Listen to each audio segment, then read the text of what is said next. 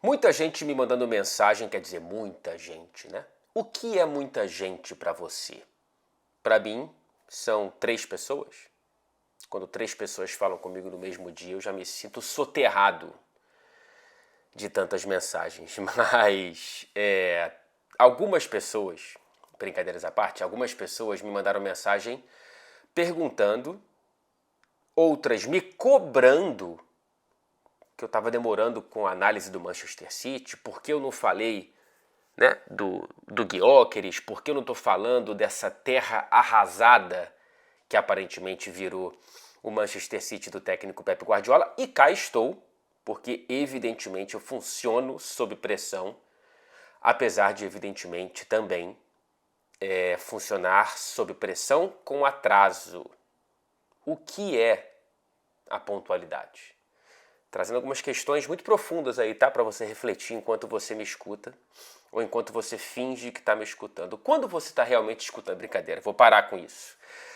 Pela primeira vez desde abril de 2018, o Manchester City perde 3 partidas consecutivas, o que para alguns tem som de rotina, para outros é uma hecatombe.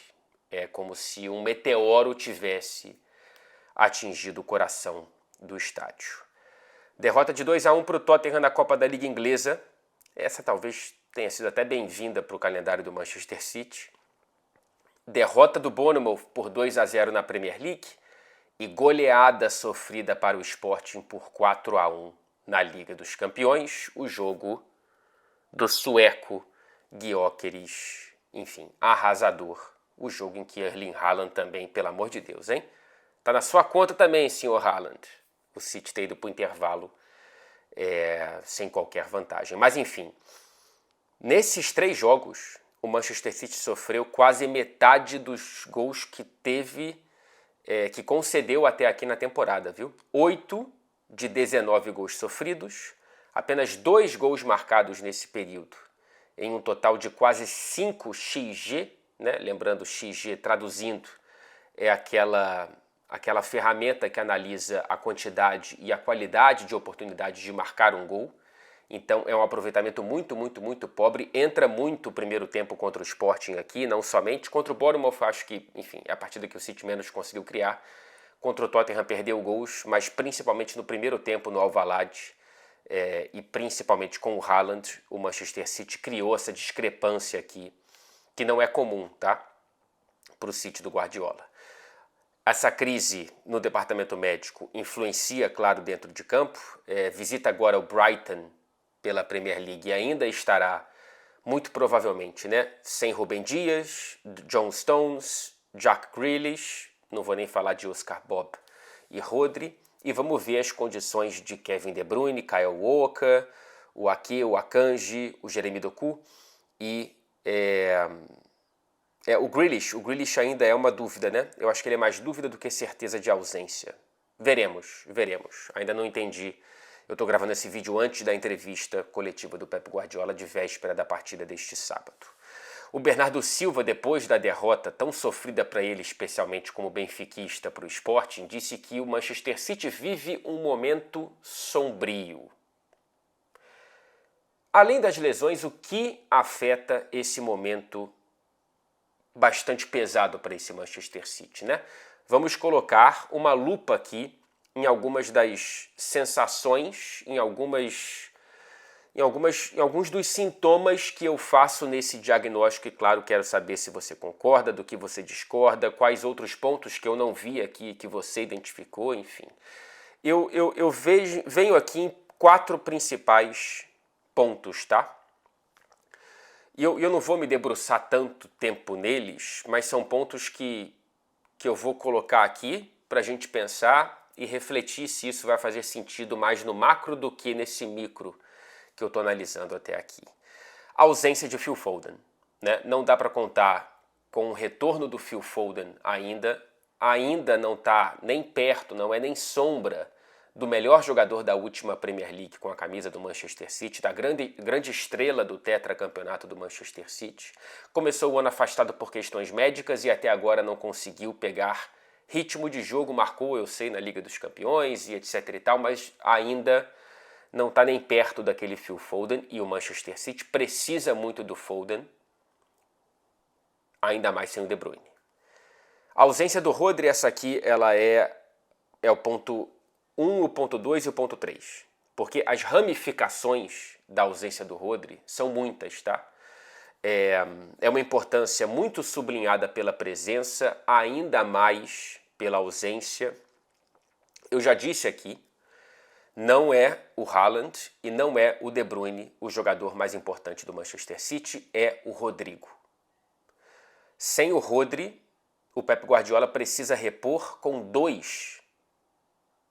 E nenhum dos 2 consegue entregar o nível e a constância que Rodri entregava com a camisa do Manchester City, que a gente torce para que ele volte a entregar quando voltar, né? Nunca se sabe como que o jogador volta de uma lesão grave como essa, de um tempo tão longo de afastamento. Mas sem o Rodri, o Manchester City perde muito do sem bola, do jogo aéreo, da organização ofensiva, da saída de bola, do chute de fora da área, da quebra de linhas. O Rodri era disparado o jogador com mais passes progressivos do Manchester City.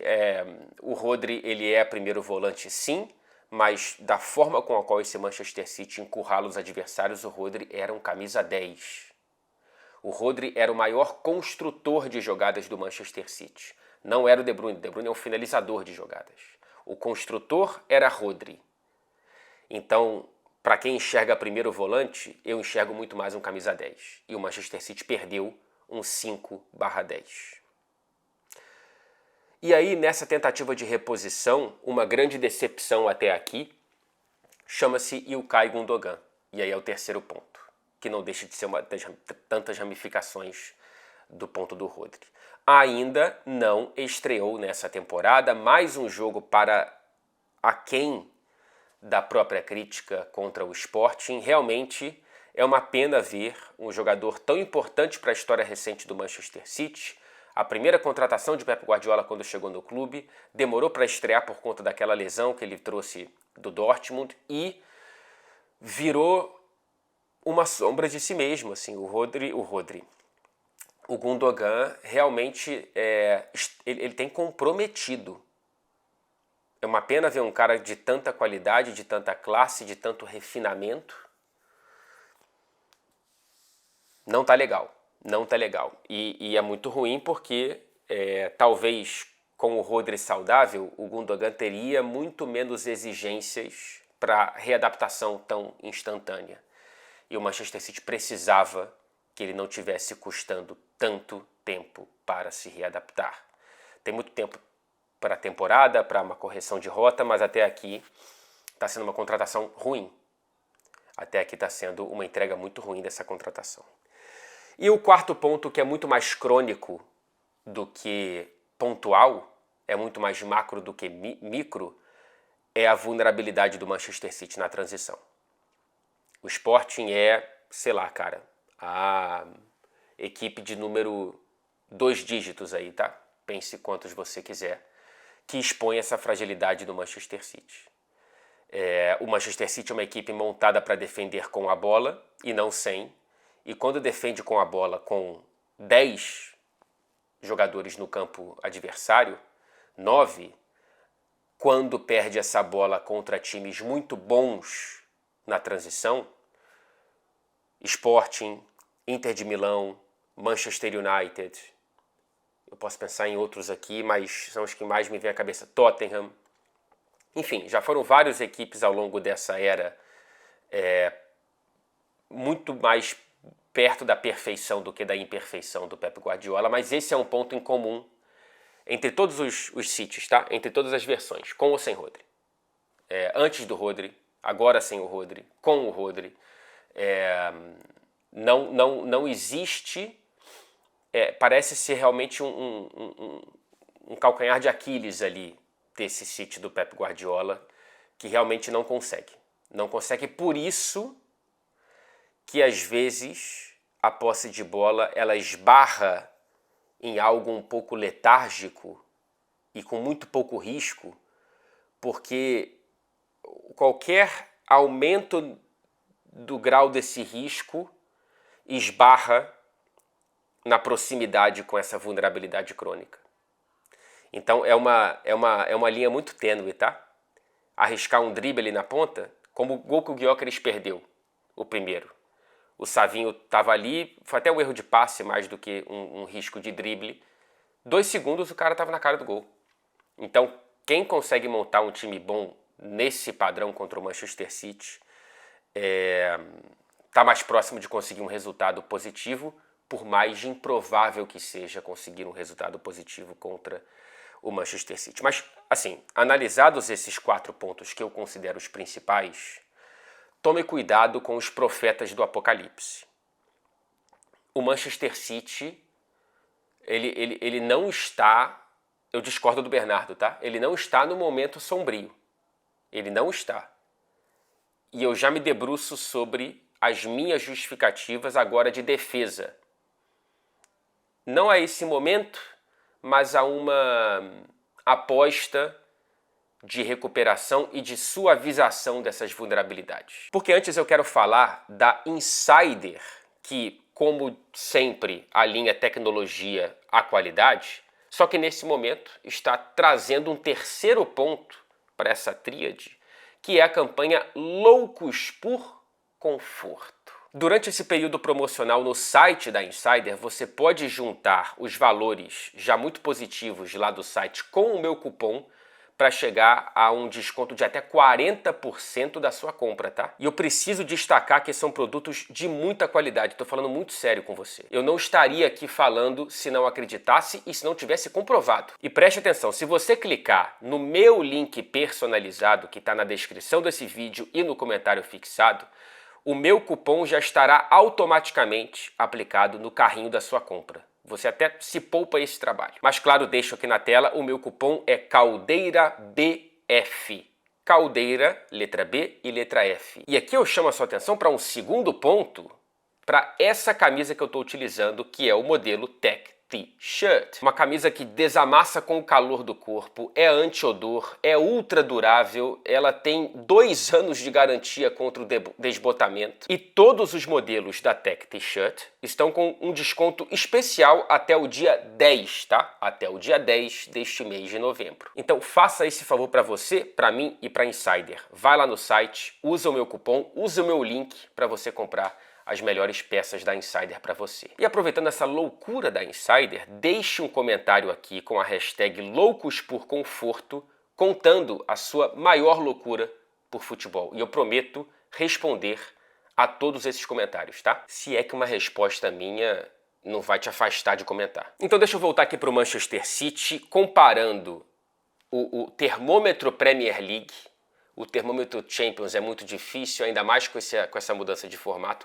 O termômetro da Premier League após 10 rodadas, desse momento, com as outras 4 campanhas anteriores que terminaram no título, tá? Nesse momento, o City está com 23 pontos, 21 gols marcados e 11 gols sofridos.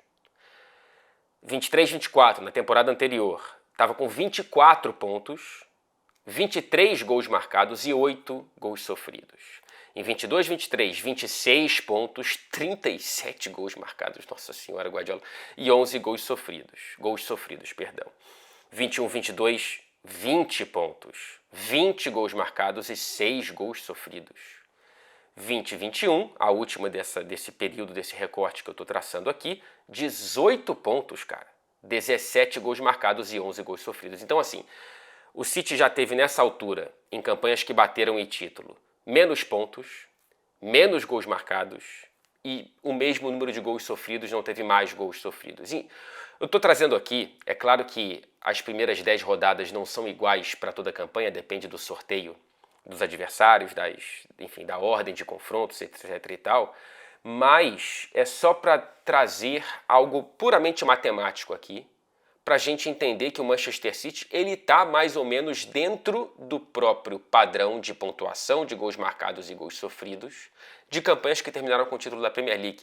Quem acompanha o City sabe que é muito cedo para sequer considerar, imaginar que o City já está se colocando em apuros numa briga por título da Premier League. E convenhamos, não vou criar moinhos de vento aqui, acho que pouca gente está falando isso, acho que o pessoal está mais focando nesse momento que realmente as sensações são esquisitas, mas são sensações que podem ser, repito, suavizadas depois dessa data FIFA, tá? O City quer se livrar desse jogo contra o Brighton, se livrar de uma quarta derrota seguida, já seria um empate, já seria muito bem-vindo, tá?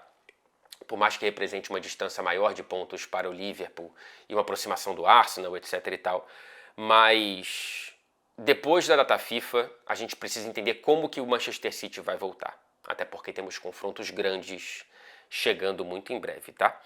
E eu vou responder a pergunta desse vídeo. O Manchester City, afinal, está em crise?